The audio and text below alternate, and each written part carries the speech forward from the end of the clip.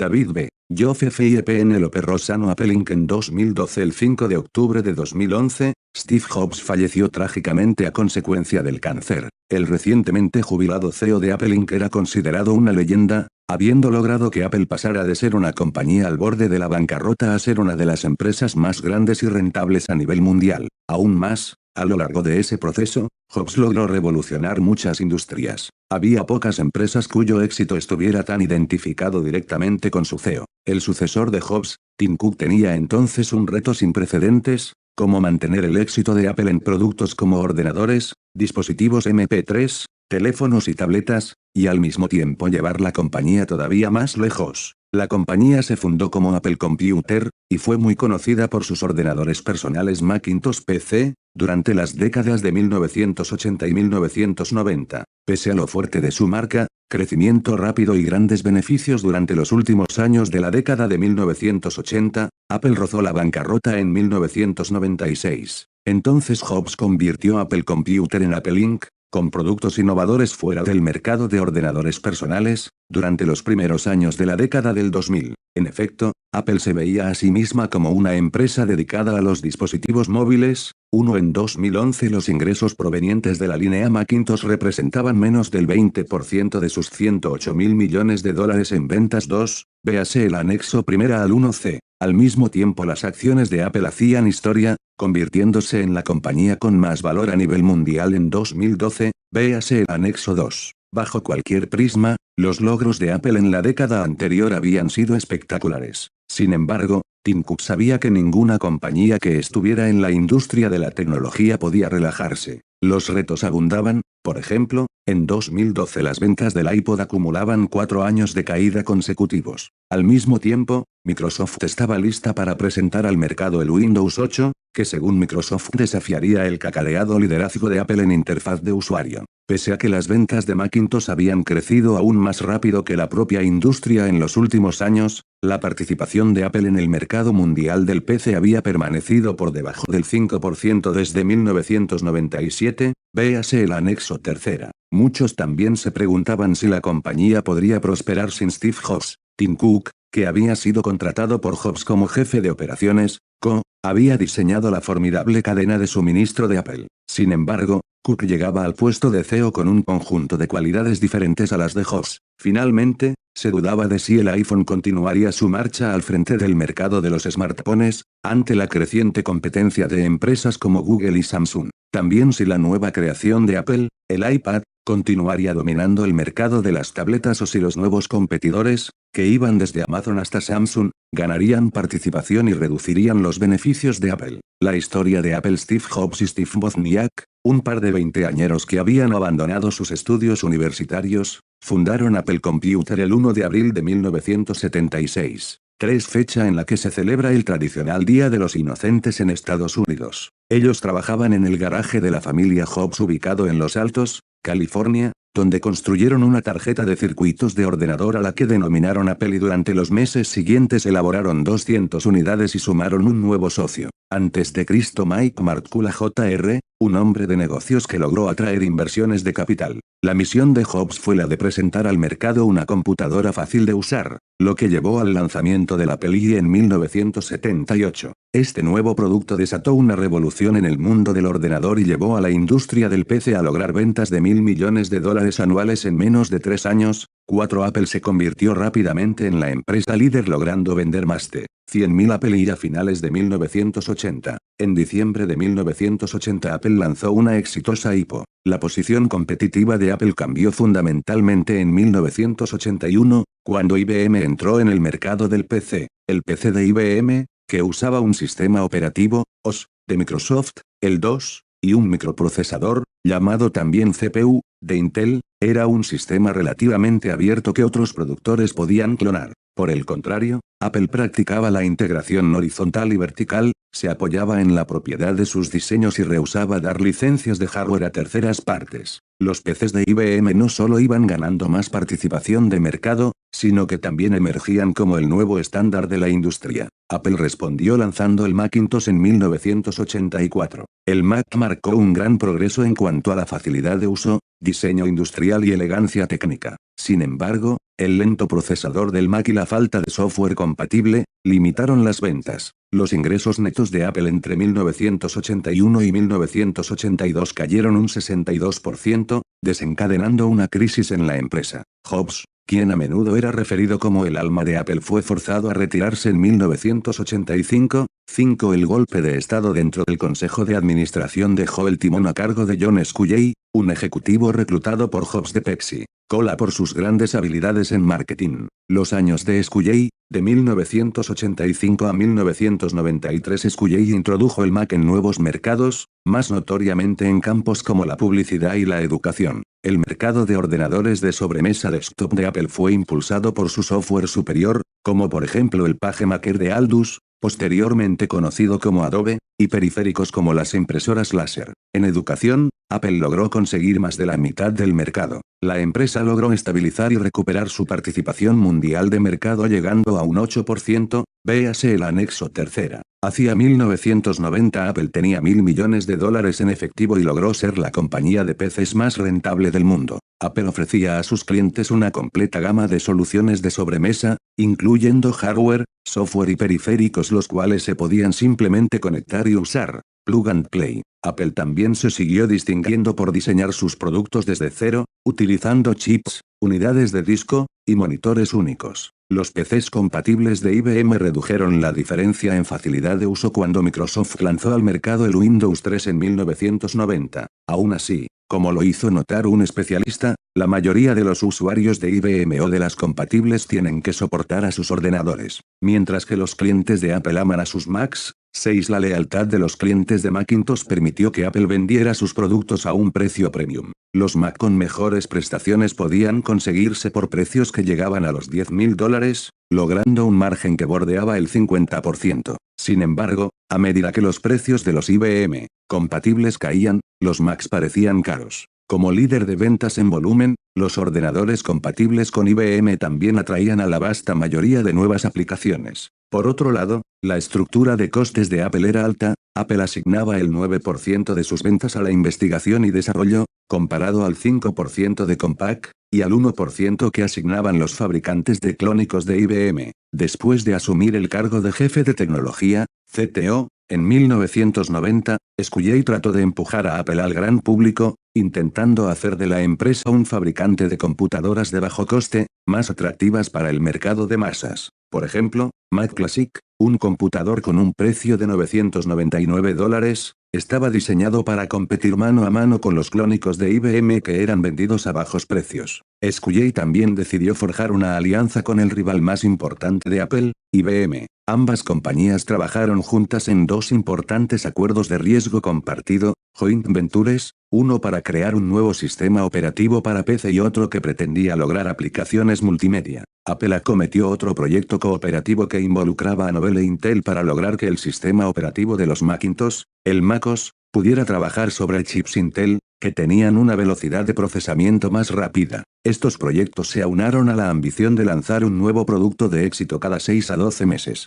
Esto condujo a Apple a un asalto a gran escala a la industria del PC. Aún así, el margen de la empresa cayó al 34%, 14 puntos por debajo del promedio de la empresa en los 10 años anteriores. En junio de 1993, Sculley fue reemplazado por Michael Spindler, quien era presidente de la compañía. Los años de Spindler y Amelio, de 1993 a 1997. Spindler canceló el plan de poner el MacOS sobre chips Intel y anunció que Apple daría licencia a un reducido número de empresas para que pudieran clonar el Mac. Él también trató de reducir costes, lo que llevó a un recorte del 16% en la plantilla de Apple, y trató de impulsar el crecimiento internacional de la compañía. En 1992, el 45% de las ventas de Apple provenían del extranjero. Pese a estos esfuerzos, Apple perdió fuelle. En 1995 una encuesta de la revista Computer World mostró que ninguno de los usuarios de Windows consideraría comprar un Mac, mientras que más de la mitad de los usuarios de Apple pensaban comprar una computadora con base Intel 7, véase el anexo 4. Spindler, al igual que su predecesor, tenían puestas altas expectativas en un revolucionario suroeste que cambiase por completo el destino de la empresa. Pero, a fines de 1995, Apple e IBM rompieron sus acuerdos. Después de haber gastado más de $500 millones, ninguna de las partes quería adoptar una nueva tecnología. Después de unas pérdidas de $69 millones durante el primer trimestre del año fiscal de 1996, la compañía nombró otro nuevo CEO, Gilbert Amelio, quien era miembro del consejo de administración de Apple. Amelio proclamó que Apple retornaría a su estrategia premium de diferenciación de precio. Aún así, las ventas de Macintosh cayeron en medio del fracaso de Apple para poder producir un nuevo sistema operativo que lo mantuviera por delante del Windows 95 de Microsoft. En diciembre de 1996, Amelio anunció la adquisición de Next Software, creada por Steve Jobs después de su salida de Apple, y planeó desarrollar un nuevo sistema operativo basado en Next, al tiempo que Jobs regresaba a Apple como un asesor a tiempo parcial. Pese a más recortes laborales y esfuerzos de reestructuración, Apple perdió $1.600 millones bajo la dirección de Amelio, y su participación de mercado mundial disminuyó drásticamente a menos del 3. Véase el anexo tercera. Se llegó a un momento en el que algunas personas dentro de la empresa creían que Apple estaba a solo 90 días de ser declarada en bancarrota. Para salvar la empresa, Steve Jobs pasó a ser el CEO interino de Apple en septiembre de 1997. Steve Jobs y la transformación de Apple. Jobs se movió rápidamente para cambiar Apple. En agosto de 1997, Apple anunció que Microsoft invertiría $150 millones en la empresa y firmó un compromiso de 5 años para desarrollar productos básicos, como Microsoft Office, para el Mac. Jobs detuvo abruptamente el programa de licencias de Macintosh. Casi el 99% de los usuarios que habían comprado clónicos eran en realidad usuarios existentes de Mac, lo que canibalizaba las ganancias de Apple. Jobs también rehusó otorgar licencias del último sistema operativo de Mac. Las 15 líneas de producto de Apple fueron reducidas a solo 4 categorías: Macs portátiles y de sobremesa, para usuarios domésticos y profesionales. Otros esfuerzos de reestructuración incluyeron la contratación de ensambladores taiwaneses para fabricar productos Mac y la renovación del sistema de distribución de Apple, pasando de pequeños concesionarios a cadenas nacionales. Jobs contrató a Tim Cook en 1998, después de haber desarrollado una carrera en el área de operaciones en Compaq, IBM, e Intelligent Electronics. A Cook se le atribuyó el cerrar las fábricas de Apple y simplificar su cadena de suministro. Además, Apple introdujo por primera vez una página web para realizar ventas directas. Internamente, Jobs se concentró en revitalizar la innovación. Apple acortó significativamente su inventario e incrementó sus gastos en investigación y desarrollo. Véase el anexo 5. Jobs buscó llevar una nueva cultura a Apple. Mientras anteriores CEOs se habían esforzado en ampliar los productos de Apple, Jobs creía profundamente en la focalización. Apple tenía una de las líneas más estrechas de productos comparada a cualquier otra compañía de su tamaño. Jobs también creía en prácticas extremas de confidencialidad, incluyendo una política de puertas cerradas según la cual solo la posesión de ciertas tarjetas llave podía permitir el acceso a ciertas áreas de la empresa. Asimismo, creó puestos sin importancia para los nuevos contratados hasta que estas personas demostrasen ser de confianza. Todos sabían que la violación de la cultura de confidencialidad de Apple era causa de despido inmediato. Los empleados reportaban que trabajar con Jobs era gratificante pero a veces también complicado. Jobs apuntó: "No voy atropellando gente, pero si algo está mal, se lo digo a las personas en su cara". Mi pasión, dijo Jobs, ha sido construir una compañía duradera donde la gente estuviera motivada a crear grandes productos. Todo lo demás es secundario. Jobs era especialmente fanático del diseño industrial, simplicidad y elegancia de los productos. Este enfoque le llevó a su primer gran golpe, el iMac, que fue presentado en agosto de 1998. El ordenador todo en uno, con un precio de $1.299, se caracterizaba por una carcasa translúcida de color, con un distintivo diseño tipo cáscara de huevo. El iMac también soportaba dispositivos conectar y usar, como impresoras que fueron diseñadas inicialmente para equipos Windows. Gracias al iMac, las ventas de Apple sobrepasaron el promedio de ventas de la industria por primera vez en años. Siguiendo al retorno de Jobs, Apple anunció un beneficio de $309 millones en el año fiscal de 1998, revirtiendo la pérdida de $1.000 millones del año anterior. Otra prioridad de Jobs fue recomponer la imagen de Apple. Jobs quería que Apple fuera una fuerza cultural. Quizás no fuera casualidad que Jobs mantuviera su posición como CEO de Pixar, un estudio de animación que había comprado en 1986. Jobs luego vendió Pixar a Walt Disney por $7.400 millones en 2006, a través de multimillonarias campañas de marketing como la exitosa Piensa diferente y eslogans atractivos como lo último del diseño todo en uno o simplemente funciona. Comillas, Apple se promocionó a sí misma como una alternativa moderna frente a otras marcas de ordenadores. Los anuncios de Apple también aparecieron en populares revistas de moda, aventurándose fuera de las publicaciones sobre informática. Más tarde, Apple resaltó a sus ordenadores como la línea más verde de notebooks del mundo, por su eficiencia energética y uso materiales reciclables. 14. El objetivo era diferenciar al Macintosh de la intensa competencia de la industria del PC, la industria del ordenador personal. Mientras que Apple fue la pionera de los primeros ordenadores personales, fue IBM quien llevó el PC a las masas en la década de 1980. A inicios de los 90 surgió un nuevo estándar conocido como Vintel, el sistema operativo Windows con un procesador Intel,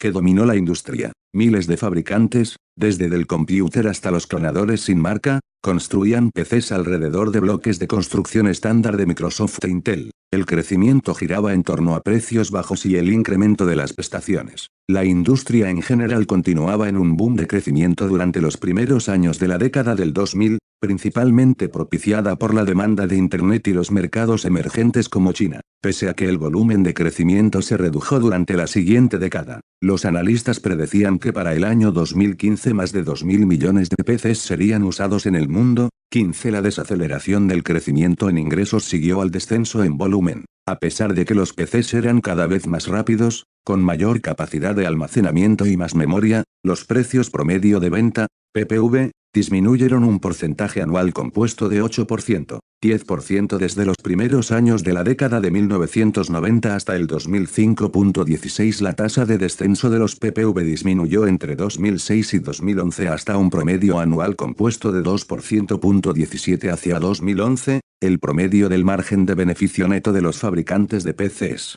sin incluir a Apple, era de 5%.18. La estandarización de componentes llevó a los fabricantes de PCs a recortar gastos en I+D hasta una horquilla del 1% al 3 de los beneficios. 19, véase el anexo 5. A medida que los contratos de fabricación en Taiwán y China se hacían más populares, las firmas asiáticas tomaban más responsabilidad en las innovaciones, como por ejemplo el diseño industrial. Surgían también nuevos productos PC. Los ordenadores portátiles comenzaron a ganar popularidad a finales de la década de 1980 y, 3 décadas más tarde, los portátiles representaban cerca del 60% de las ventas de PCs a nivel mundial. 20. El crecimiento de la demanda de portátiles estaba ligado a los precios bajos. El PPV de los PCs portátiles fue de $746 en 2011. 21. Habiendo disminuido un 25% en solo 3 años. 22. Una nueva subcategoría de producto, el llamado netbook, despegó durante la crisis económica global de 2009. Estos ligeros mini ordenadores tenían almacenaje limitado y estaban optimizados para la web. Los consumidores más sensibles al precio estaban encantados con su precio promedio de $400. 23. El interés inicial en esta categoría fue inmenso, más de 40 millones de netbooks fueron vendidos en 2009, pero el lanzamiento del iPad en 2010 los llevó a un rápido descenso. Aún más, otra categoría de portátiles, denominada Ultrabook, llegó al mercado en 2011. Este notebook muy delgado y ligero basado en Windows era un PC de alto rendimiento, con el que los fabricantes esperaban poder atraer una nueva demanda y acelerar los ciclos de reemplazo cuando los precios disminuyeran. Compradores y distribución. Los compradores de PCs se ubicaban en 5 categorías: doméstico, negocios pequeños y medianos, SMB, corporativos, educación y gobierno. Los usuarios domésticos representaban el segmento más grande y sumaban cerca de la mitad de las ventas de PCs. 25. Mientras todos los consumidores se preocupaban enormemente por los precios, los consumidores del segmento doméstico también valoraban diseño, movilidad y conectividad inalámbrica. Los consumidores empresariales ponderaban el precio con el servicio y soporte. En el sector educación, los consumidores dependían de la disponibilidad de software. En cuanto a la distribución, un importante cambio se produjo en los primeros años de la década de 1990, cuando consumidores de PCs más entendidos se alejaron de los vendedores de servicio completo. que principalmente vendían marcas establecidas a jefes de empresas. En su lugar, las grandes empresas empezaron a comprar directamente a los fabricantes, mientras que los consumidores domésticos y pymes comenzaron a adquirir ordenadores a través de grandes tiendas como Walmart o Costco, o a través de minoristas de productos electrónicos como Best Buy, así como mediante minoristas de la web. Al mismo tiempo, el también denominado canal de caja blanca, el cual estaba caracterizado por máquinas genéricas ensambladas por emprendedores locales, representaba un gran canal de ventas de PCs, especialmente en mercados emergentes. Los computadores caja blanca representaban cerca del 30% del mercado total en 2011 y eran más frecuentemente vendidos a pequeñas oficinas y oficinas domésticas. 26 fabricantes de PCs. Los cuatro principales vendedores, Hewlett-Packard, Dell, Lenovo y Acer, sumaban el 53,6% de las ventas mundiales en 2011, véase el anexo 3B para la participación de mercado de los grandes fabricantes. El liderazgo de la industria había cambiado muchas veces en las décadas pasadas, con Hewlett-Packard, HP, surgiendo como el líder más reciente. Después de un periodo difícil seguido a la adquisición de Compaq en 2002, HP subcontrató la mayor parte de su producción en Asia y logró disminuir sus costes dramáticamente. Pero el liderazgo de HP tuvo un alto precio. Desde 2005, la participación de mercado de HP se erosionó, los márgenes disminuyeron y el consejo de administración despidió a 3 CEO. 27 HP propuso vender o escindir la producción de PCs en 2011. Luego se retractó. Aún así, se mantuvo en la posición número 1 en ventas a nivel mundial con un 17,7%. 28 Dell ocupaba la segunda plaza en el mercado mundial del PC con un 12,6% de las ventas en 2011. 29 Su modelo distintivo de venta directa y a la carta fue muy popular en el mercado corporativo durante una década.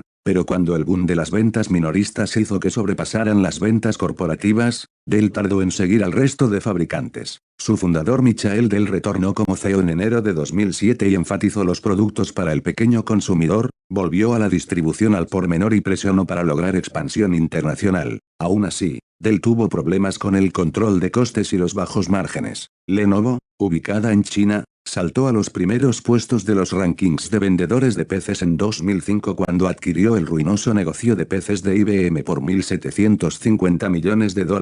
La tendencia ascendente de Lenovo continuó hasta 2011 cuando su participación a nivel mundial llegó a 12,5%. 30 La fuerza más grande de Lenovo fue su posición dominante en China, el mercado de PCs de crecimiento más rápido a nivel mundial, donde obtuvo el 35% de participación, 31 en 2007. Acer, ubicada en Taiwán, compró a Gateway, una marca líder en Estados Unidos, y se convirtió en el tercer vendedor más grande. Acer también adquirió Packard Bell, un fabricante de PCs con fuerte presencia en Europa donde Acer era también una marca líder. El éxito de Acer se debió en parte a su liderazgo en Networks, 32 pero la compañía perdió su tercer lugar cuando cayeron las ventas de los mismos proveedores, complementos y sustitutos. Los proveedores de la industria del PC estaban divididos en dos categorías, aquellos que elaboraban productos como chips de memoria, unidades de disco, y teclados, que tenían una gran cantidad de proveedores, y aquellos que hacían productos como microprocesadores y sistemas operativos,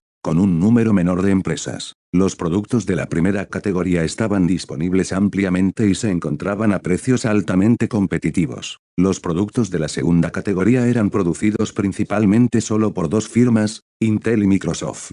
Microprocesadores. Los microprocesadores o CPU, eran los cerebros del hardware de un PC. Intel comandaba cerca de 80% del mercado de las CPU para PC. La competencia surgió durante la década de 1990 de mano de compañías como Advanced Micro Devices, 19,6% en el cuarto trimestre de 2011, y VIA Technology, 0,1% en el cuarto trimestre de 2011. 33 Intel se mantuvo como líder de mercado a base de tecnología de punta, fabricación a escala y una poderosa marca. Desde 1970, los precios de las CPU, ajustados por cambios en la potencia de los ordenadores, habían caído a razón de un 30% de promedio anual. 34 El rendimiento de las CPU continuó doblándose cada 18 a 24 meses, aproximadamente, pero los precios de los microprocesadores se habían estabilizado en los últimos años. Sin embargo, ARM, una CPU de bajo precio, bajo consumo y bajo rendimiento que era usada en smartphones,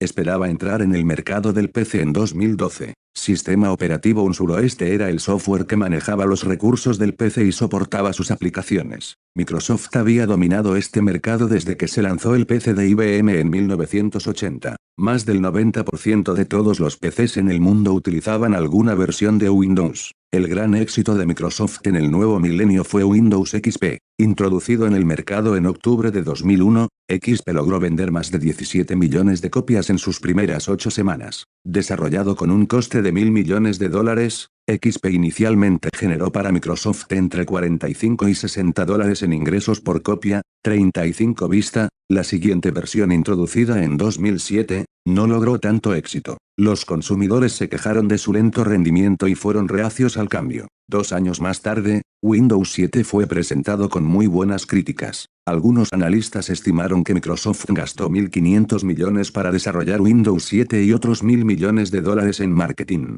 Microsoft vendió cerca de 100 millones de unidades del nuevo sistema operativo en sus primeros 6 meses, haciendo de este el suroeste de más rápida venta de la historia. 36 En 2012, estaba apostando fuertemente por un producto de nueva generación, el Windows 8. Programado para el otoño de 2012, el suroeste incluía un nuevo interfaz de usuario que incorporaba el formato táctil, y estaría disponible tanto para PC como para tabletas. Microsoft lanzaría por primera vez versiones para CPU Intel y no Intel, ARM. Windows 8 en ARM no sería compatible con la mayoría de software Windows existente. Aplicaciones, contenido y productos complementarios. El valor de un ordenador iba en proporción directa a su software complementario, contenido y hardware disponible en su plataforma. Las aplicaciones clave incluían procesadores de textos, presentaciones gráficas, edición electrónica y navegadores de Internet. Desde los primeros años de la década de 1990, el número de aplicaciones disponibles para PC creció grandemente, mientras que el PPV para software de PC caía en picado. Microsoft fue el vendedor más grande de software para Intel PC, después de la misma Apple, también para Mac. 37 compañías como Google incluso ofrecieron software de productividad Google Apps, gratis. Los PCs también se beneficiaron de una amplia selección de contenido y una vasta oferta de hardware complementario, que iba desde impresoras hasta dispositivos multimedia. El número de nuevas y emocionantes aplicaciones para PC había disminuido considerablemente en los últimos años, ya que los desarrolladores de software se iban concentrando cada vez más en nuevos dispositivos como teléfonos y tabletas. Tecnologías alternativas. Desde los primeros años de la década del 2000, los productos electrónicos de consumo, Comunidad Europea, que iban desde teléfonos móviles hasta aparatos de televisión y consolas de videojuegos, comenzaron a usurpar funcionalidades que una vez fueron exclusivas del PC. Por ejemplo, consolas avanzadas como Sony PlayStation 3 permitían a los consumidores ver DVDs,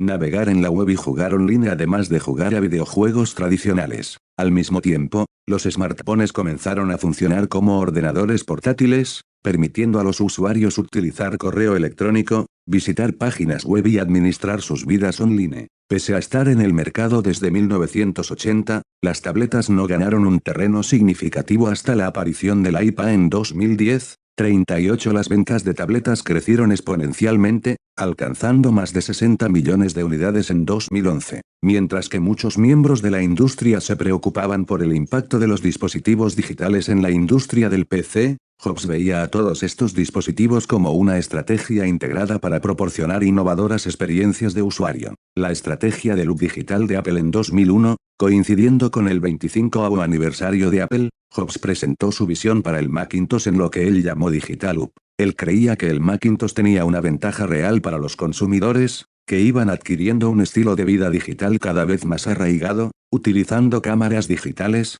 reproductores de música portátiles, cámaras de video digitales, sin mencionar los teléfonos móviles. El Mac podría llegar a ser el loop preferido para controlar, integrar y añadir valor a estos dispositivos. Jobs vio que el control de Apple tanto del hardware como del software, una de las pocas empresas en la industria del PC que aún lo tenía, representaba una fortaleza única. Subsecuentemente, Apple renovó su línea de productos para ofrecer máquinas que pudieran entregar una experiencia de vanguardia altamente integrada. Pese a que la empresa continuó comprometida con el mercado de la educación, los nuevos productos PC se concentraron en consumidores de tipo doméstico. Las ventas de ordenadores Apple fueron creciendo más rápido que la industria. Gracias a su marketing creativo y a sus muchos e innovadores productos de informática, como el Mac Air ultra delgado, Apple se convirtió en el tercer vendedor más grande de Estados Unidos. Con 11.0% de unidades vendidas en el cuarto trimestre de 2011.39, la fortaleza más grande de la organización se basaba en su categoría de PC de precio premium.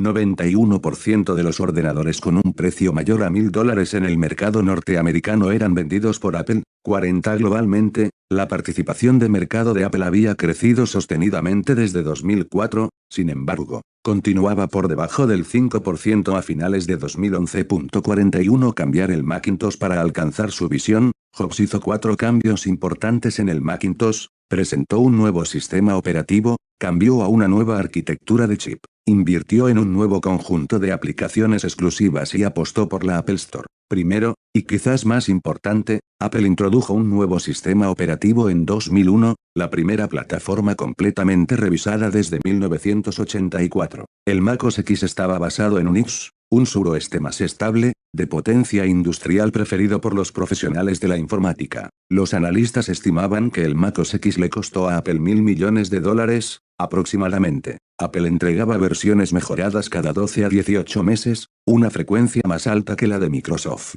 Con el tiempo, Apple convergió lentamente el suroeste de su PC con el suroeste de su iPhone y otros dispositivos electrónicos. Segundo, desde los primeros años de la década de 1990, Apple había construido sus Macs con un procesador de IBM, llamado PowerPC. En 2006, Jobs realizó una inversión muy grande para mover Apple a los chips Intel. El año siguiente, la línea entera de Macintosh utilizaba Intel 42. Esto fue crítico para el resurgimiento del Mac. Los chips Intel permitieron a Apple fabricar portátiles que eran más rápidos y a la vez consumían menos energía. 43 en 2011. Los portátiles sumaban el 72%. 44 de todas las ventas de Macintosh, comparado con el 38% 9 años antes. Con el Intel Inside, el Mac podía también ejecutar nativamente Microsoft Windows y sus aplicaciones. Esta capacidad potencialmente compensaba una prolongada desventaja del Mac, la relativa falta de software compatible con Macintosh. El tercer elemento de la nueva estrategia de Macintosh fue desarrollar un conjunto de aplicaciones propias. Así, se diseñaron programas como iLife Suite, iPhoto, iTunes, iWeb que requirieron que Apple asumiera significativos costes de desarrollo. 45 al mismo tiempo. La compañía continuaba dependiendo de la cooperación de proveedores independientes de software clave, especialmente Microsoft. En 2003, después de que Apple desarrollase su navegador web Safari, Microsoft anunció que ya no desarrollaría Internet Explorer para el Mac. Sin embargo, Microsoft continuó desarrollando el Office Suite para Macintosh. La interoperabilidad completa con los productos Office era crítica para la viabilidad de Macintosh. Jobs, de todas formas, se protegió de ese riesgo mediante el desarrollo de aplicaciones de productividad iWork, incluyendo Pages, Keynote y Numbers. 46. La pieza final del rompecabezas de Jobs fue una nueva estrategia de distribución. La primera tienda de venta minorista de Apple fue inaugurada en McLean, Virginia, en 2001. Apple no solo quería que los consumidores vieran los atractivos diseños de Macintosh, quería también que la gente usara y experimentara directamente el software de Apple. Las tiendas de Apple proporcionaron a muchos consumidores su primera exposición a la línea de productos Macintosh. En 2011 la compañía estimaba que más de la mitad de las ventas al por menor de Mac eran a nuevos consumidores. 47. La división de ventas al por menor, con más de 300 tiendas en 13 países, sumaba el 13% de los ingresos totales de Apple. 48. Varios observadores consideraron la estrategia de venta minorista de Apple como un éxito rotundo. Un analista dijo que la compañía se había convertido en el Nordstrom de la tecnología. 49. Al mismo tiempo que muchos otros observadores creían que la popularidad de los productos multimedia, como el iPod, iPhone, y el iPad, era crítica para atraer a los consumidores a las tiendas y exponerlos al Mac. Yendo más allá del Macintosh, el cambio de Apple hacia la estrategia de digital comenzó con el debut del iPod en 2001, seguida por la del iPhone en 2007 y luego por la del iPad en 2010. Aunque las perspectivas de negocio del Macintosh habían mejorado, fue el iPod el que inició el crecimiento explosivo de Apple. Jobs quería que el iPod fuera simple, y dijo, Para hacer que el iPod fuera realmente fácil de usar, y esto necesitó de mucha argumentación por mi parte, necesitábamos limitar lo que el dispositivo en sí podía hacer. En su lugar dimos más funcionalidad al iTunes, en el ordenador. Así, el control sobre el iTunes y el iPod, nos permitió que el ordenador y el dispositivo funcionaran juntos,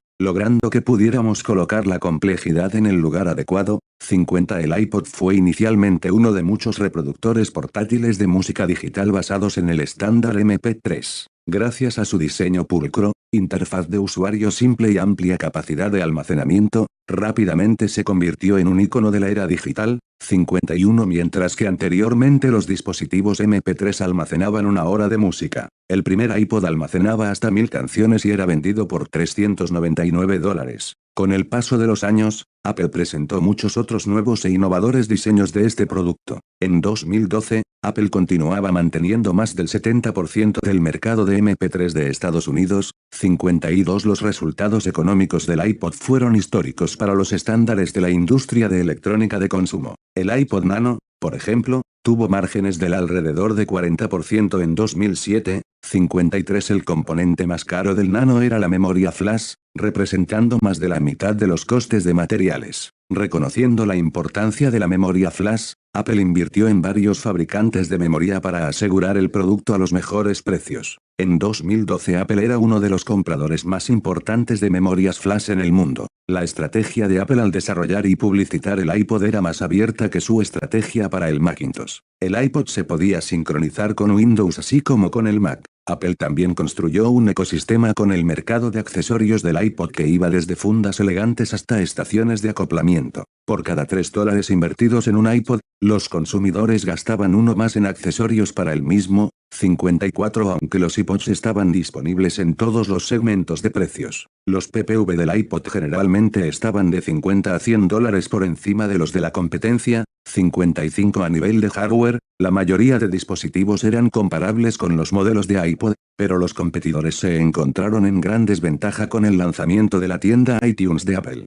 iTunes. Dos características que diferenciaban a los iPods de Apple eran el software iTunes, el cual sincronizaba los iPods con un ordenador, y la iTunes Music Store, inaugurada en abril de 2003. Estos dos elementos combinados completaban la visión de Apple de un hub de entretenimiento. 56 La tienda iTunes fue el primer sitio web legal que permitió la descarga de música con un formato de pago por canción. Los visitantes podían pagar 99 centavos por canción, proporcionadas por las 5 mayores compañías discográficas y por cientos de sellos independientes. La música descargada podía reproducirse en el ordenador del usuario, grabada en un CD, o transferida a un iPod. Al cabo de 3 días de lanzamiento del servicio, los usuarios de PC habían descargado 1 millón de copias de iTunes de forma gratuita y habían pagado por 1 millón de canciones. 57 Los consumidores estaban encantados con la vasta selección musical y su facilidad de uso, haciendo de la iTunes Store la tienda de música número 1 del mundo.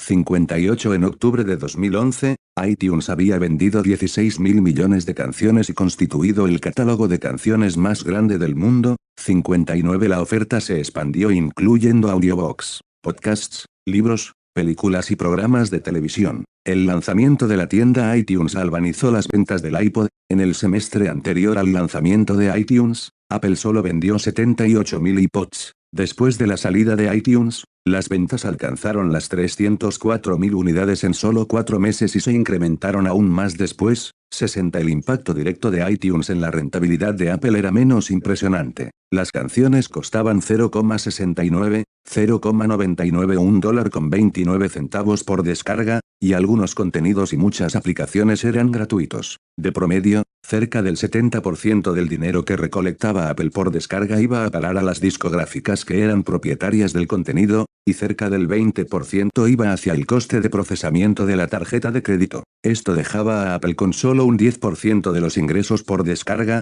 del cual Apple todavía tenía que descontar el coste de la página web, así como cubrir otros gastos directos e indirectos. 61 En esencia, Jobs había creado un negocio parecido al de las cuchillas de afeitar, solo que al revés. El elemento variable, las canciones, servían como venta a pérdida para fomentar la venta de un bien duradero que sí era rentable. 62 Pese al éxito de iTunes, Apple tenía una tensa relación con las compañías proveedoras de contenidos. Estas se resistieron ante su dominio del mercado de música digital. Las discográficas también vieron sus ventas de caros CD desplazadas por los bajos precios de las descargas a la carta. Mientras que Apple lograba altos márgenes en hardware, las compañías de contenidos vieron cómo sus márgenes se erosionaban en el mundo digital. Competencia. Las tiendas de música online como Amazon.com, Napster y Walmart.com ofrecían descargas individuales de canciones a precios parecidos e incluso inferiores a los de iTunes. Algunos tenían planes de suscripción que permitían escuchar música ilimitadamente,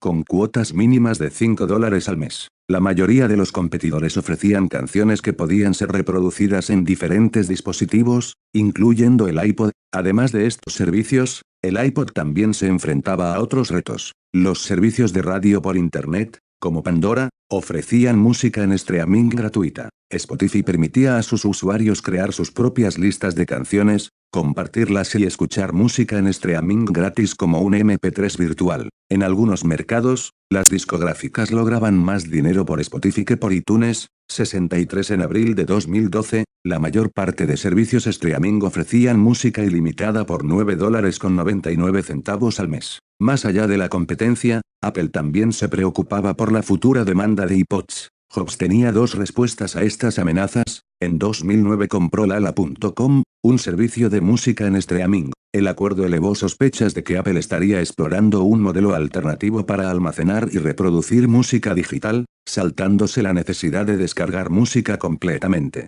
Y por supuesto, en junio de 2007, Apple introdujo el iPhone. Jobs más tarde observó, si uno no se canibaliza a sí mismo, más tarde otro lo hará. 64 El iPhone. En la feria Macworld de enero de 2007, Steve Jobs presentó el iPhone con las siguientes palabras: de vez en cuando aparece un producto revolucionario que lo cambia todo. Hoy presentamos 3 productos revolucionarios de esta clase. El primero es un iPod de pantalla amplia con controles táctiles. El segundo, es un teléfono móvil revolucionario, y el tercero es un aparato revolucionario de comunicación por Internet. Estos no son 3 dispositivos separados, es solo uno, y lo llamamos el iPhone. 65 Nombrado por la revista Times como la invención del año. Comillas, el iPhone era la propuesta de Apple para reinventar el teléfono. 66 Se habían dedicado 2 años y medio a su desarrollo, protegido con un gran secreto, incluso entre los empleados de la propia empresa. El coste estimado de desarrollo del iPhone alcanzó los $150 millones.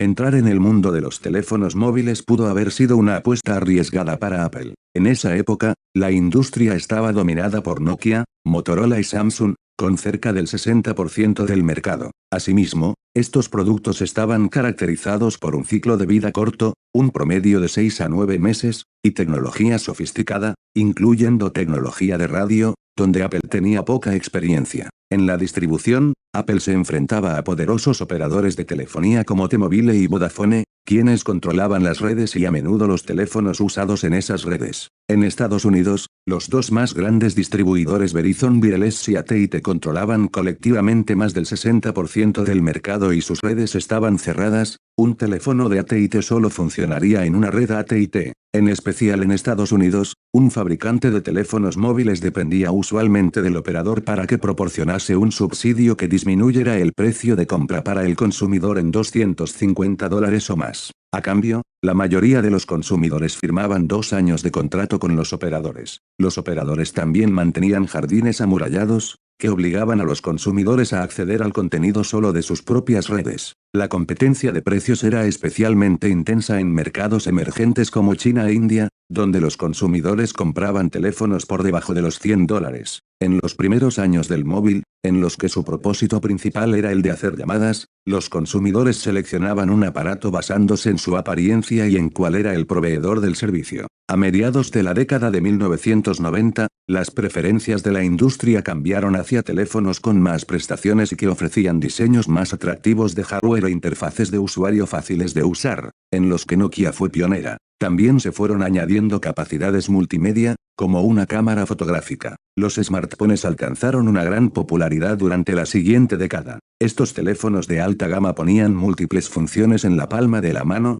sirviendo como teléfono, navegador de Internet, email y herramienta de trabajo, así como de reproductor de archivos multimedia táctil de 3.5 pulgadas. Permitía manejar el teléfono con un simple toque de los dedos, sin un teclado físico. El sistema entero del iPhone operaba sobre una versión especialmente adaptada de la plataforma OS X de Apple denominada iOS. Por encima de todo, los usuarios podían usarlo de forma intuitiva. El primer modelo se vendió por $499 con 8 GB de capacidad. En ese tiempo, las ventas de aparatos por encima de los $300 representaban solo un 5% del total. 67 Inicialmente Apple proporcionaba el iPhone solo a un operador en la mayoría de los mercados. AT&T, el operador exclusivo del iPhone en Estados Unidos, no proveía subsidio de compra en el momento de su lanzamiento. En su lugar, AT&T estuvo de acuerdo en compartir ingresos con Apple, algo que no tenía precedente, y le dio a Apple el control de la distribución, precios y marca. La primera generación del iPhone vendió alrededor de 6 millones de unidades en 5 trimestres. Sin embargo, más de 1 millón se habían vendido en el mercado negro, en el que los consumidores compraban iPhones de revendedores no autorizados y los utilizaban en redes móviles no aprobadas. La exigencia de Apple de compartir los ingresos había provocado que pocos mercados en el mundo tuvieran distribución legal del iPhone. Una estimación sugería que Apple podía perder $1.000 millones en 3 años en ingresos compartidos. 68 El segundo modelo del iPhone fue presentado en 2008. Esta versión utilizaba una red más rápida de 3G. Más importante aún, Apple cambió su estrategia de precios. Los operadores proveían un subsidio por el teléfono a cambio de abandonar el acuerdo para compartir ingresos. Algunos subsidios alcanzaban los $400 por teléfono o más. Durante los años siguientes Apple lanzó una versión mejorada de iPhone cada 12 a 15 meses y expandió grandemente su distribución. Con el lanzamiento del 4S en octubre de 2011, Apple introdujo Siri, una tecnología activada por voz que Apple había comprado en 2010. Con Siri el usuario podía dictar textos, programar reuniones, hacer preguntas y enviar emails usando comandos de voz. 69 La relación de Apple con los operadores también cambió. En la mayoría de los mercados, Apple cambió de un solo operador a operadores múltiples que vendían iPhones. Cuando Apple añadía nuevos operadores tenía la reputación de ser un duro negociador. Sprint, por ejemplo, firmó un acuerdo de 4 años con Apple por $15.000 millones que comprometía al operador a vender por lo menos 24 millones de iPhones. 70 Con cada nueva generación de producto, Apple también redujo el precio de generaciones anteriores. La combinación de grandes subsidios, bajos precios en modelos anteriores y la expansión de la distribución provocaron ingresos y volumen de unidades sumamente grandes. Véase el anexo 1b. Como resultado, Apple compitió con Samsung por el primer puesto en ventas de smartphones. 71 Los analistas también estimaban que Apple generaba más del 50% de los beneficios totales de la industria de los teléfonos móviles, con menos del 4% de ventas en unidades. 72 Desde los viejos tiempos de Apple, Steve Jobs siempre prefirió controlar las tecnologías críticas que guiarían la diferenciación de Apple. Para obtener mayor control de los teléfonos móviles, Jobs compró 2 compañías de diseño de microprocesadores ARM por cerca de $400 millones entre 2008 y 2010. 73 La serie iPhone 4 fue el primer teléfono de Apple que utilizaba un procesador propio, conocido como el A4. Más tarde el iPhone 4S utilizó el procesador de nueva generación A5, fabricado por Samsung y optimizado para cumplir las exigentes especificaciones de Apple en cuanto a duración de la batería y rendimiento. Los analistas estimaban que Apple tenía un PPV de $659 en sus iPhones. 74 Mientras que los PPV de la competencia con un hardware similar estaban entre los $250 y los $350. El descenso del precio de componentes y mejoras en el diseño ayudaron a reducir la estructura de costes del iPhone. Un estudio demostró que el coste de los materiales de los últimos modelos de 16 GB fue de solo $188. 75 El primer iPhone tenía la mitad de capacidad de almacenamiento y costaba alrededor de $220 construirlo. 76 El empuje de Apple para reducir sus costes fue a menudo controvertido. Apple se había convertido en uno de los más importantes clientes de Foxconn en China. Después de muchos suicidios de trabajadores de Foxconn, Apple encargó un estudio a la Fair Labor Association, Asociación del Trabajo Justo, 1977, la cual descubrió serias violaciones del código de conducta de la FLA, así como de la ley del trabajo de China. El CEO Tim Cook prometió actuaciones rápidas para que los subcontratados por Apple cumplieran con las normas. 4 años después de su lanzamiento, el iPhone sumaba el 44% de los ingresos totales de Apple, 78% en países como China. El iPhone apenas estaba despegando en 2012, aún sin subsidios. Los clientes chinos estaban dispuestos a comprar iPhones por precios que alcanzaban los $1000. A medida que países como China e India construían sus redes de 3G y 4G, se esperaba que la demanda por iPhones continuara creciendo rápidamente. App Store. Un componente clave del fenómeno iPhone fue el lanzamiento de la Apple App Store en 2008. Aplicaciones de software para PDA y smartphones habían existido durante años, pero la tienda de aplicaciones de Apple fue el primer punto de venta que hizo fácil la distribución, acceso y descarga de aplicaciones directamente al teléfono móvil. Muchas aplicaciones eran gratuitas, incluso las aplicaciones no gratuitas a menudo estaban disponibles a partir de 99 centavos. La App Store fue presentada como parte de iTunes, que ya tenía una gran popularidad. Los desarrolladores de software también dieron la bienvenida a la App Store, ya que Apple hacía fácil el acceso a los clientes. Apple se reservaba el derecho de aprobar todas las aplicaciones y se quedaba con el 30% de las ventas de los desarrolladores de aplicaciones. La popularidad de la App Store era sorprendente. En los primeros 18 meses, 4.000 millones de aplicaciones habían sido descargadas a nivel mundial, 79 en mayo de 2012, más de 585.000 aplicaciones estaban disponibles en categorías que iban desde juegos hasta programas de productividad empresarial. Véase el anexo 7. Baltmosberg de The Wall Street Journal declaraba que el App Store es lo que hace que el precio del dispositivo valga la pena. 80. Las aplicaciones para dispositivos móviles se habían convertido en un negocio complementario muy interesante también para Apple. Durante el año fiscal de 2011, Apple generó 6.300 millones en ingresos por la venta de música, libros y aplicaciones, 81 a lo largo del tiempo. Apple también pagó cerca de 4.000 millones a desarrolladores por los 25 millones de aplicaciones que se descargaron a iPhones, iPods e iPads. 82 competidores. Al igual que en el PC, los competidores de Apple recaían en dos grandes categorías, horizontal y vertical. Fabricantes como Samsung Electronics, HTC, LG Electronics y Motorola seguían el enfoque horizontal, en el que ellos compraban licencias de Suroeste y construían su propio hardware. 83. La competencia más grande del iPhone llegó en 2012 de la mano de Android, una plataforma abierta y gratuita desarrollada por Google. Fue respaldada por un consorcio de 84 fabricantes de teléfonos móviles, chips y operadores, conocidos como la Open Handset Alliance, alianza de dispositivos abiertos. A medida que más fabricantes entraban en el mercado, la innovación en la plataforma del Android se disparó. Los teléfonos punteros de Samsung, HTC y otros, tenían pantallas más grandes y luminosas que el iPhone, algunos con mejores cámaras, audio mejorado, etc. Algunas compañías también añadieron sus propios interfaces de usuario y aplicaciones a Android. No fue una sorpresa que los desarrolladores vieran un gran mercado potencial que podría rivalizar con Apple. La combinación de tales factores fortaleció la plataforma para convertirla en el suroeste de smartphones más popular en 2011, véase el anexo 8. Entre los fabricantes de aparatos telefónicos, Samsung era el competidor más directo de Apple. Samsung entró relativamente tarde en el segmento de los smartphones, pero se convirtió en el líder en volumen de ventas en 2011 con la introducción de su Android Galaxy S2. El Galaxy S2 usaba la pantalla Super AMOLED desarrollada internamente por Samsung. Considerada la más brillante en la industria, 84. Los analistas estimaron que los smartphones estaban generando aproximadamente el 80% del beneficio de explotación de la división de móviles de Samsung.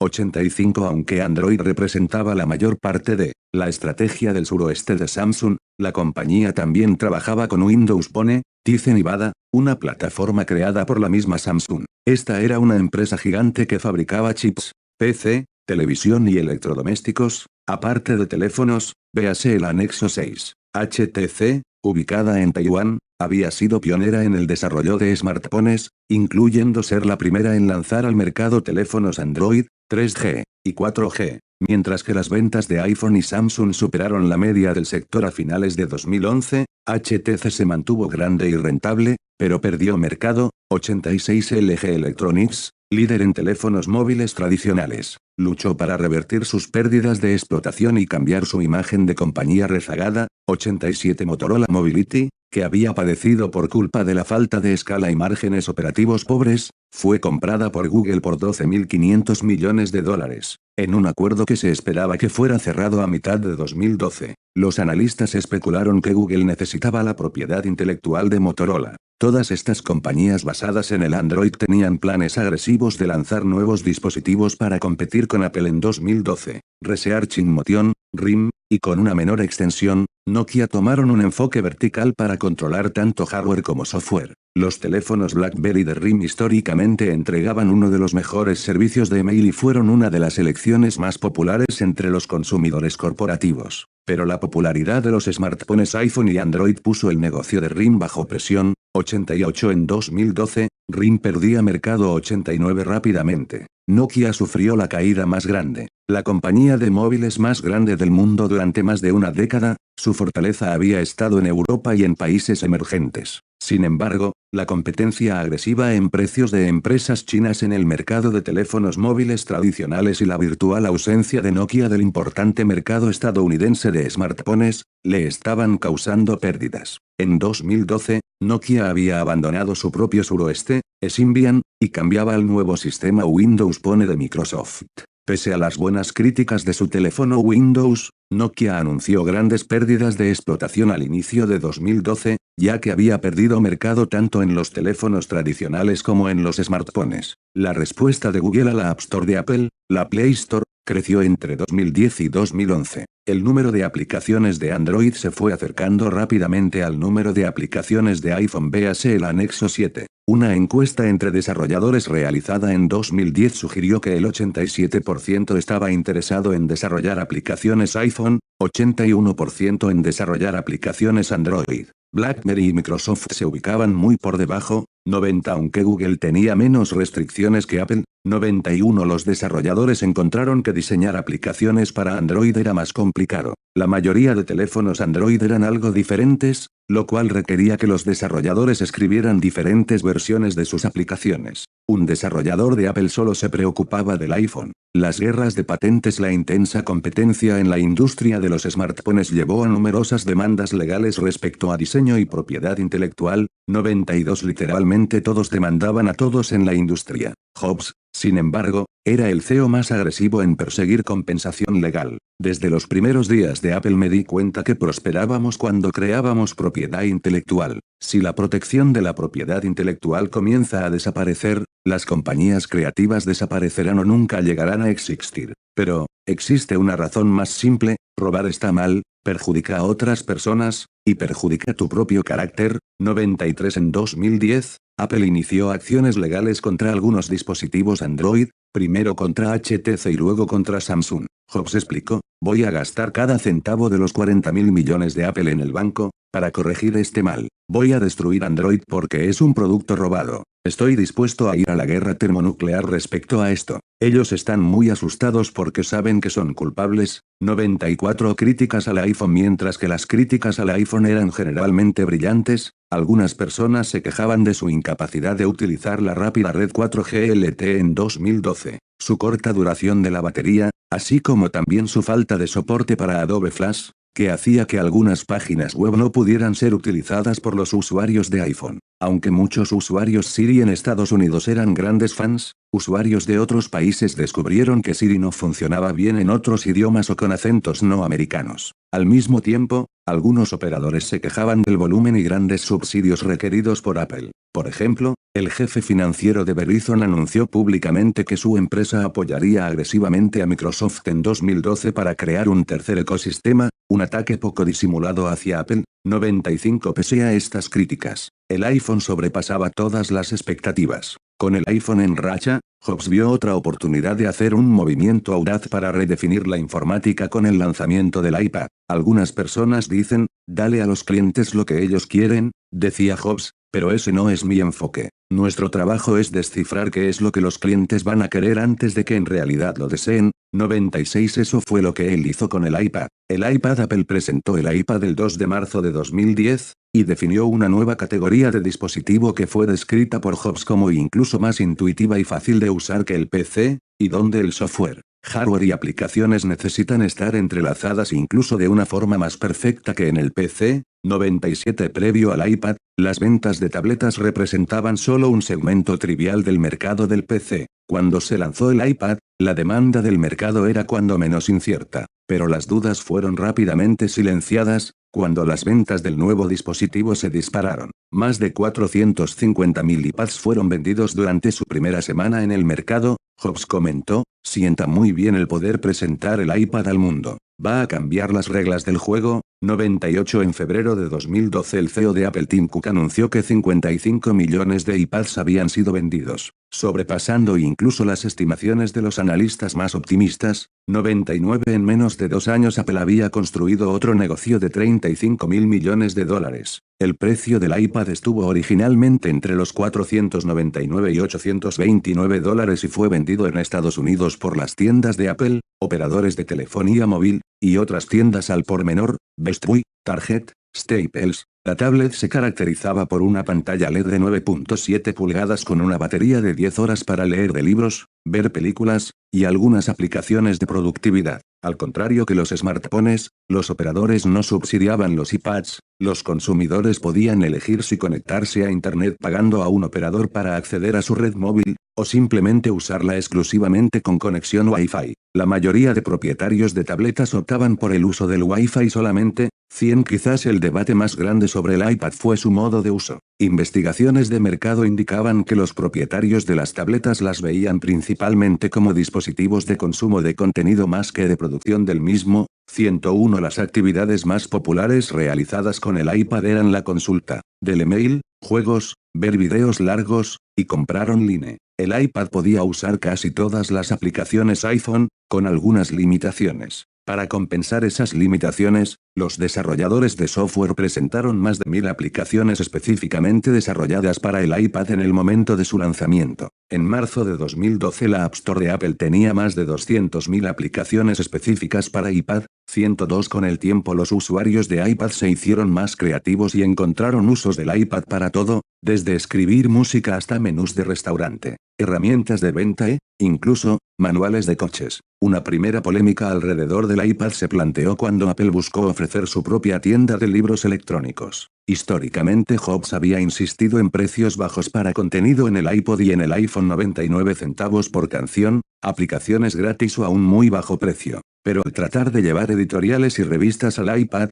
Jobs se enfrentó a los precios de Amazon, el cual distribuía el 90% de los libros electrónicos en el mercado a través de su Kindle Reader. Para estimular la demanda, Amazon manejaba precios de $9.99 para sus libros, a menudo por debajo del coste para Amazon. Las editoriales no estaban contentas con los precios, temían que los precios bajos devaluarían el contenido, y canibalizarían rápidamente los libros físicos. Apple ofreció a las editoriales poner sus propios precios, usualmente en una horquilla de $12 a $15 por libro. Apple entonces se quedaba con un 30% de comisión. Después de resistirse inicialmente, Amazon fue forzada por las editoriales a hacer lo mismo. En abril de 2012, la participación de Amazon en el mercado de libros electrónicos había caído a un 60%. 103 Sin embargo, el Departamento de Justicia investigó la estrategia de Apple a inicios de 2012, acusando a la compañía y a 5 editoriales de manipular los precios. 3 empresas pactaron, mientras Apple y otras 2 editoriales decidieron pelear,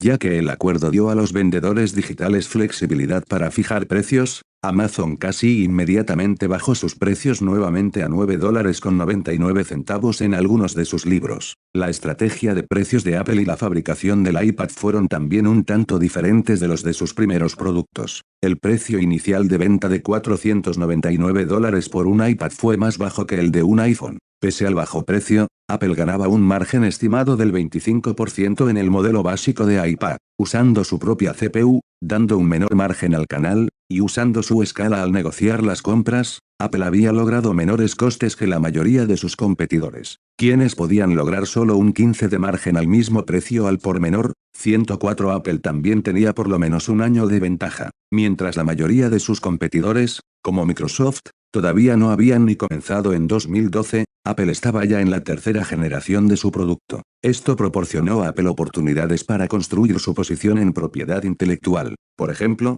Apple había registrado patentes para sus originales cubiertas magnéticas presentes en la segunda y tercera generaciones de iPads. Pese a la formidable ventaja de Apple, por lo menos 20 grandes fabricantes de dispositivos móviles, PC y readers, lanzaron tabletas en 2011, véase el anexo 9. Competencia. Las tabletas basadas en el sistema operativo Android fueron apresuradamente introducidas en el mercado a finales de 2010, y para fines de 2011 Android mantenía un 38% de participación. 105. Apple tenía por lo menos 3 serios competidores potenciales en tabletas. 1. Fabricantes que utilizaban la versión de Android de Google. 2. Amazon, el cual usaba una versión de fuente abierta de Android, y 3. Las futuras tabletas basadas en unos de Microsoft.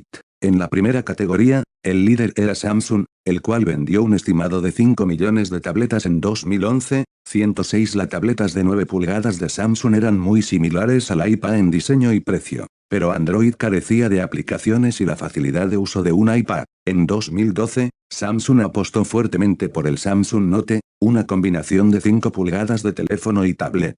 En contraste, Amazon tenía un modelo diferente, desarrolló un distintivo interfaz de usuario y vendía su tablet de 7 pulgadas, el Kindle Fire, a $199. El coste del producto de Amazon fue estimado en un poco más de $200. 107. Mientras Apple hacía dinero en hardware, Amazon esperaba hacer dinero en software, aplicaciones y contenido. Pese a críticas ambivalentes, los analistas creían que Amazon mantenía el 14% del mercado en el cuarto trimestre de 2011. 108. La gran incógnita en el mercado de tabletas era la entrada de Microsoft con Windows 8, esperado para la segunda mitad de 2012. Algunas tabletas con Windows 8 ofrecerían una nueva interfaz de usuario y compatibilidad con aplicaciones de versiones anteriores de Windows. Microsoft controló sus riesgos adquiriendo una participación de $300 millones, el 17%, en el reader de Barnes y Noble, el NOC. iCloud. Uno de los últimos actos de Jobs como CEO fue preparar a Apple para el lanzamiento del iCloud en octubre de 2011. La visión de Jobs era que Apple había sido la primera en tener la visión de que su ordenador se convirtiera en un hub, lo cual había funcionado brillantemente. Pero en los próximos años el hub va a trasladarse desde el ordenador hacia la nube, así que es la misma estrategia del hub digital, pero ahora el hub está en un lugar diferente. 109. iCloud permitía a los usuarios sincronizar sin dificultad múltiples aparatos, almacenando información, imágenes, música, etc.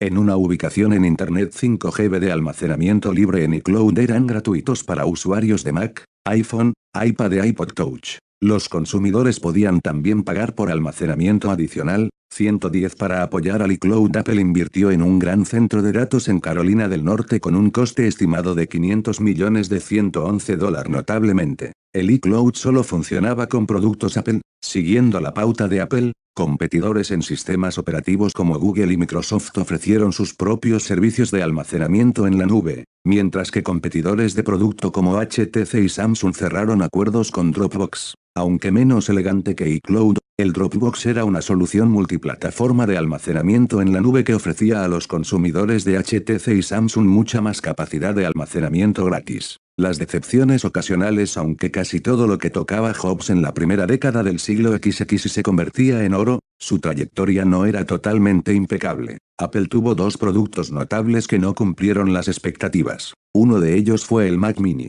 Pensado como uno de los productos de entrada al sistema Macintosh, su precio de $599 no incluía un teclado, o un mouse. Los consumidores podían comprar un ordenador Windows de sobremesa con más funcionalidad y potencia a un precio más bajo. La otra decepción fue el Apple Television. Introducido en 2007, este receptor de televisión fue un intento de Apple para llevar contenido de video digital directamente al salón de los consumidores. Los usuarios podían ver películas y programas de televisión a través de Internet en un aparato de televisión, o conectar otros dispositivos de Apple a la televisión a través de una conexión Wi-Fi. Sin embargo, las ventas de Apple Television fueron pobres comparadas a los otros productos de Apple. Antes de su muerte, Jobs dijo haber encontrado la fórmula para una nueva generación de televisores, que los observadores de Apple esperaban para 2013 o 2014. El legado de Steve Jobs. Pocos o ninguno podrían estar en desacuerdo en que la evolución de Apple desde fabricante de PCs al borde del fracaso hasta llegar a ser una compañía de dispositivos móviles había sido un éxito espectacular.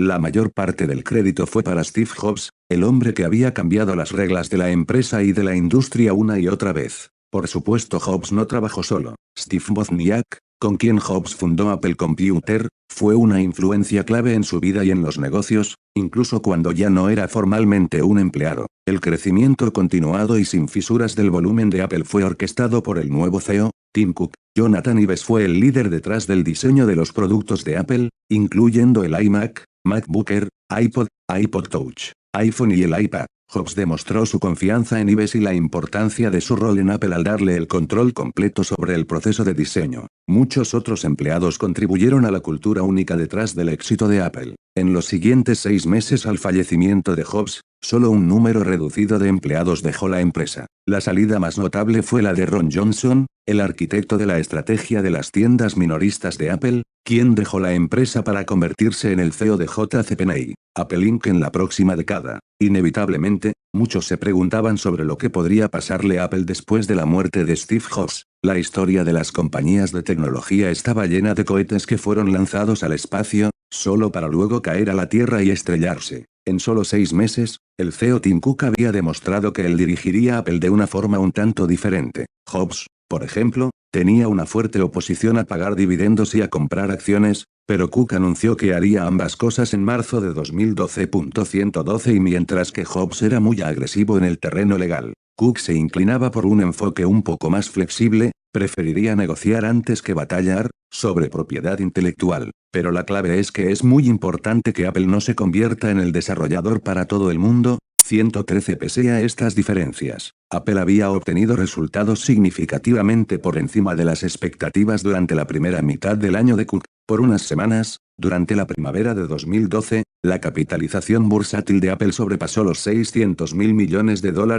haciendo de esta la compañía con más valor de la historia. Incluso después de la muerte de Jobs, el consejo de administración de Apple demostró su confianza en Cook al premiarlo con una de las compensaciones más altas conocidas en el mundo de los negocios, casi $400 millones en acciones. Con su consejo apoyándole y con un buen funcionamiento del negocio, Cook estaba en una excelente posición para dejar su propia marca en Apple. La única pregunta era ¿cómo?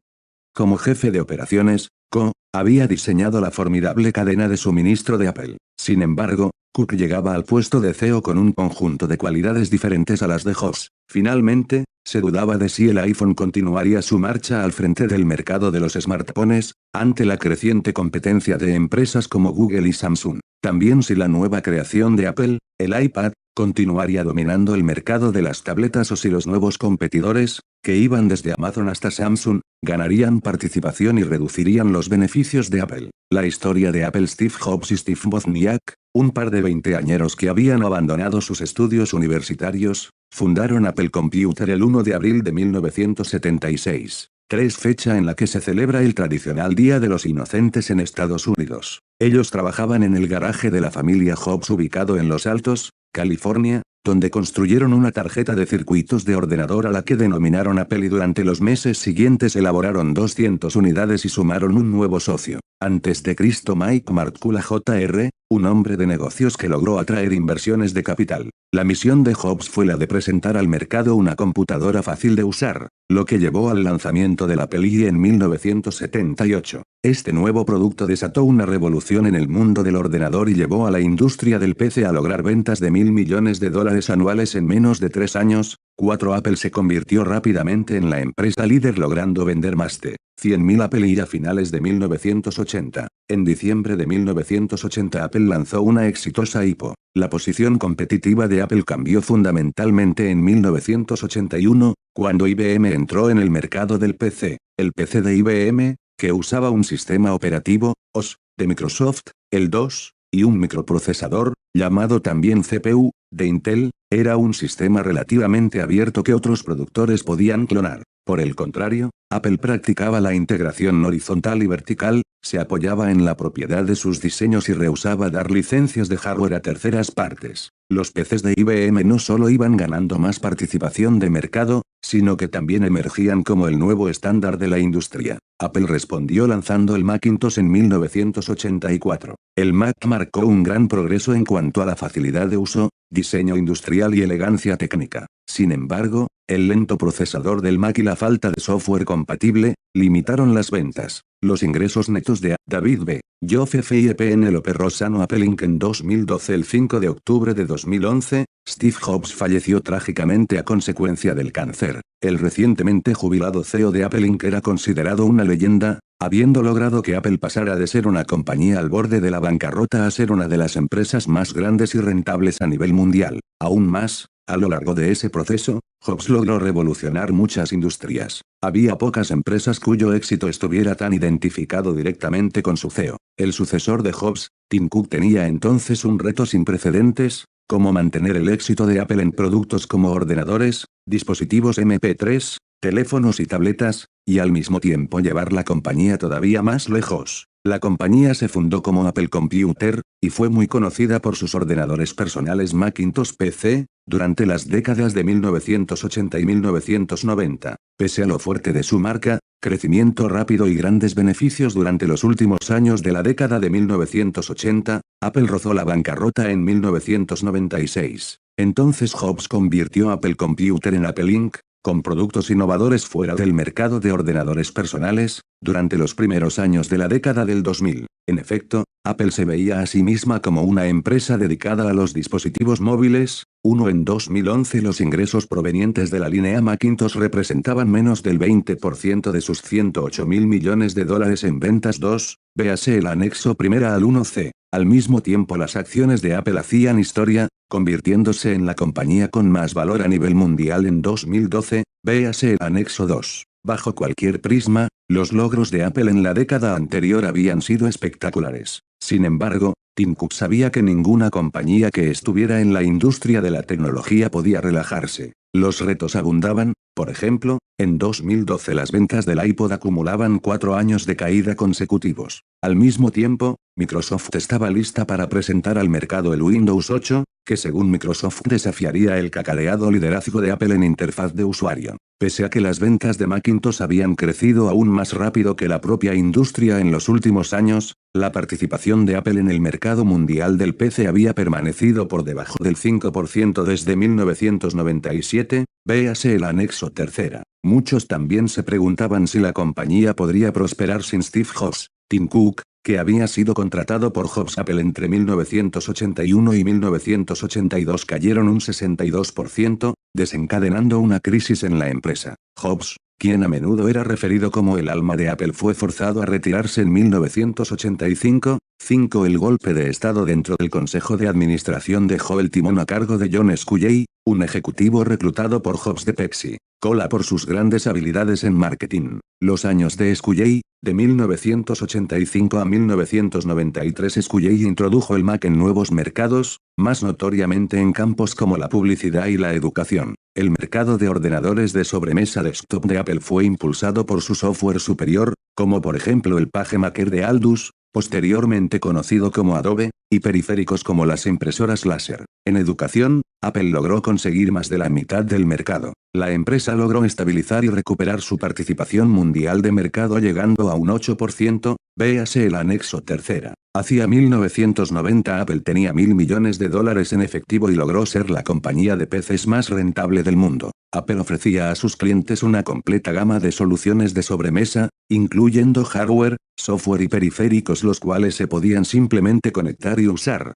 Plug and Play. Apple también se siguió distinguiendo por diseñar sus productos desde cero, utilizando chips, unidades de disco, y monitores únicos. Los PCs compatibles de IBM redujeron la diferencia en facilidad de uso cuando Microsoft lanzó al mercado el Windows 3 en 1990. Aún así, como lo hizo notar un especialista, la mayoría de los usuarios de IBM o de las compatibles tienen que soportar a sus ordenadores. Mientras que los clientes de Apple aman a sus Macs, la lealtad de los clientes de Macintosh permitió que Apple vendiera sus productos a un precio premium. Los Mac con mejores prestaciones podían conseguirse por precios que llegaban a los $10.000, logrando un margen que bordeaba el 50%. Sin embargo, a medida que los precios de los IBM compatibles caían, los Macs parecían caros. Como líder de ventas en volumen, los ordenadores compatibles con IBM también atraían a la vasta mayoría de nuevas aplicaciones. Por otro lado, la estructura de costes de Apple era alta. Apple asignaba el 9% de sus ventas a la investigación y desarrollo,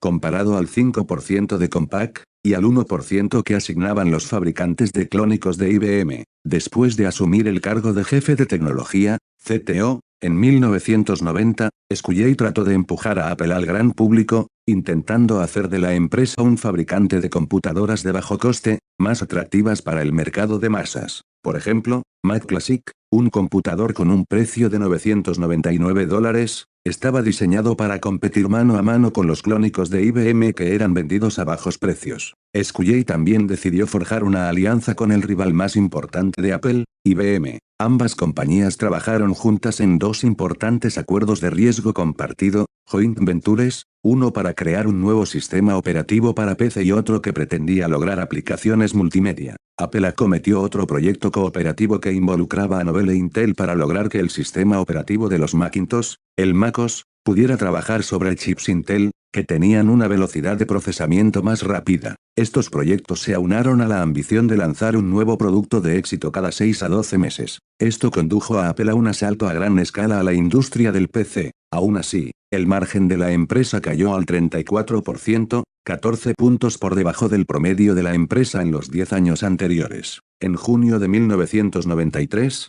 Sculley fue reemplazado por Michael Spindler, quien era presidente de la compañía. Los años de Spindler y Amelio, de 1993 a 1997 Spindler canceló el plan de poner el MacOS sobre chips Intel y anunció que Apple daría licencia a un reducido número de empresas para que pudieran clonar el Mac. Él también trató de reducir costes, lo que llevó a un recorte del 16% en la plantilla de Apple, y trató de impulsar el crecimiento internacional de la compañía. En 1992, el 45% de las ventas de Apple provenían del extranjero. Pese a estos esfuerzos, Apple perdió fuelle. En 1995 una encuesta de la revista Computer World mostró que ninguno de los usuarios de Windows consideraría comprar un Mac, mientras que más de la mitad de los usuarios de Apple pensaban comprar una computadora con base Intel 7, véase el anexo 4. Spindler, al igual que su predecesor, tenían puestas altas expectativas en un revolucionario suroeste que cambiase por completo el destino de la empresa.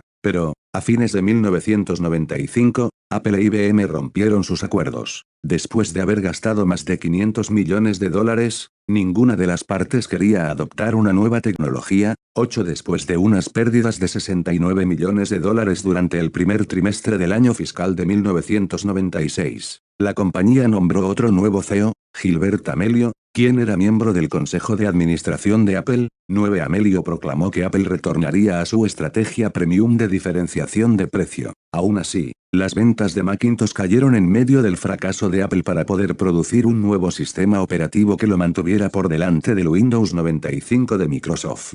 En diciembre de 1996, Amelio anunció la adquisición de Next Software, creada por Steve Jobs después de su salida de Apple y planeó desarrollar un nuevo sistema operativo basado en Next, al tiempo que Jobs regresaba a Apple como un asesor a tiempo parcial. Pese a más recortes laborales y esfuerzos de reestructuración, Apple perdió $1.600 millones bajo la dirección de Amelio, y su participación de mercado mundial disminuyó drásticamente a menos del 3. Véase el anexo 3. Se llegó a un momento en el que algunas personas dentro de la empresa creían que Apple estaba a solo 90 días de ser declarada en bancarrota. Para salvar la empresa, Steve Jobs pasó a ser el CEO interino de Apple en septiembre de 1997. Steve Jobs y la transformación de Apple. Jobs se movió rápidamente para cambiar Apple. En agosto de 1997, Apple anunció que Microsoft invertiría $150 millones en la empresa y firmó un compromiso de 5 años para desarrollar productos básicos, como Microsoft Office,